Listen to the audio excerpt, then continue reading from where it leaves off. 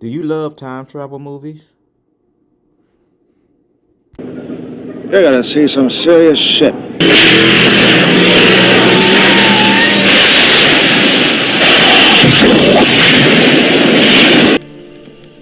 I'm sorry? What was that again? I'm a god. You're God. I'm a god. I'm not the god. I don't think.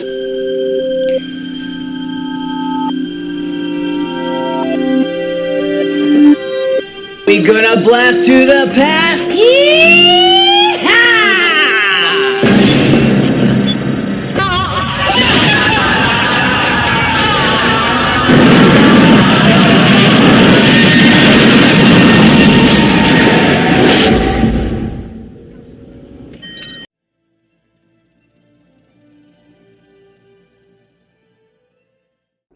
Time travel movies have been around since the early 1920s, but one of the first movies that started it all was A Connecticut Yankee in King Arthur's Court, which appeared in 1949.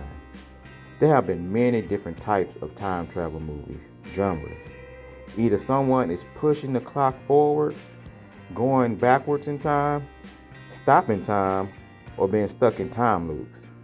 So I decided to start a time travel series called A Movie in Time, where I will be breaking down some of your favorite time travel movies, mainly focusing on time travel aspect of the movie. So stay tuned as we go back in time to 2002 and relive the movie The Time Machine. The Time Machine's director was named Simon Wells. And for most people who don't know, Simon Wells is the great-grandson of H.G. Wells, who wrote the book Time Machine.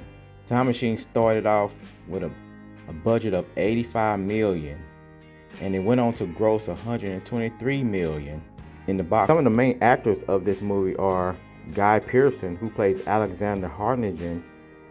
You might have known Guy Pearson from movies like Iron Man 3, which I really hate that movie, and also his more recent movie called The Covered, which came out in 2023. Next you have Samantha Mumba, who plays Mara, and then you have Sienna Gullery, who plays Alexander's love interest Emma. Then we have Jeremy Irons, who was the Uber Morlock, and he also played Alfred Pennyworth in Batman vs. Superman. And his most recent work was in The Beekeeper 2024, which starred Jason Statham. Great movie, by the way. Next we have Mark Addy, who plays David Fallaby, which is the best friend of Alexander. And last we have Orlando Jones, who plays Vox. Alexander is a 19th century scientist who takes an unintended journey 8,000 centuries into the future, when Homo sapiens have split into two races, the Eloi and the Morlocks. Now the Morlocks evolved underground in the Dark Ages after the moon's fall, and they attack on the surface by popping up through dusty sinkholes. They hunt for the Eloi for food. The Eloi are an attractive race of people whose civilization seems very peaceful, with their waterfalls and elegant forest structures, but they are such fatalists about Morlocks that instead of fighting them off, they tend to let the Morlocks do whatever they want. Now, like every time travel movie, there's always a reason that's for someone to want to use time travel. For this particular movie, Alexander fell in love with a woman named Emma, who tragically dies at the hands of a criminal. After the second time of him trying to prevent her dying, he could not change the past. So he sets out on a journey to find out why. Of course, you can't have a time travel movie without the actual time machine itself. These time machines come in many forms. For this particular movie, they used the updated version of a time machine used in a 1960 film with the same name, that was originally designed by MGM's art director Bill Ferrari and built by Wah Chang.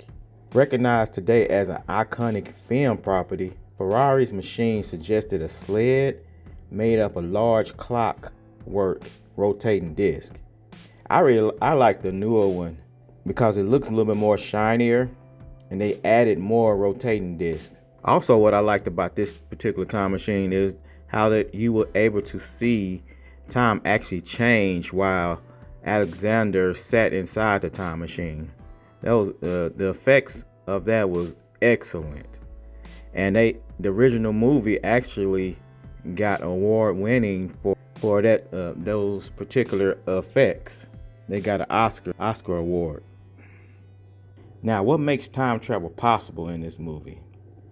They really didn't go into depth with this, but what I got from it was that Alexander, who is a brilliant mathematician, he was obsessed with Einstein's earliest theories, and he put it together with this long-ass scientific equation that made time travel possible.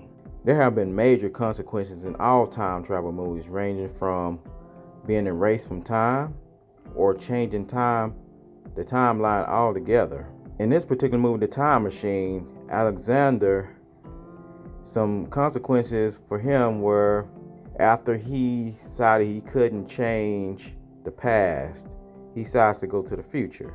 So he went to the future into 2037, which he got to witness the moon coming down. So he tried to hurry back to his time machine, and as a result of the moon coming down, it was some forces that knocked him out, which caused him to go forward to 800,027, where he meets Mara, and still in New York, but in a different time. Now, this New York looks very primitive as a result of the moon being destroyed. And later on in the movie, Alexander explained to Mara that he was trying to answer a question: why can't we change the past? Mara looked at him and said, "Why have you come here? Why have you traveled through time?" To have a question answered. Question. Yes, why can't I change the past? Why would you want to?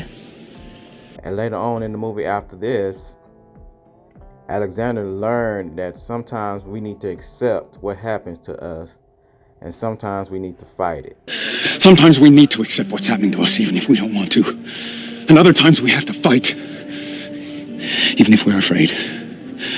The last consequence that Alexander faced was after he traveled all the way to 800,000, the year 800,000, he eventually ended up getting stuck there because he had to destroy the time machine to defeat the Morlocks. I really enjoyed rewatching this movie. There are some fun facts I even learned about this movie. Did y'all know that Guy Pearce did most of his stunts in this movie?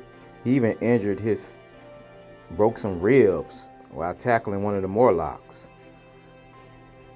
And he used to get frustrated when they wouldn't let him do his own stunts. Also, there's a picture of H.G. Wells in Alexander's house. And I found out something I didn't know when I first originally watched this movie, that Samantha Mumba,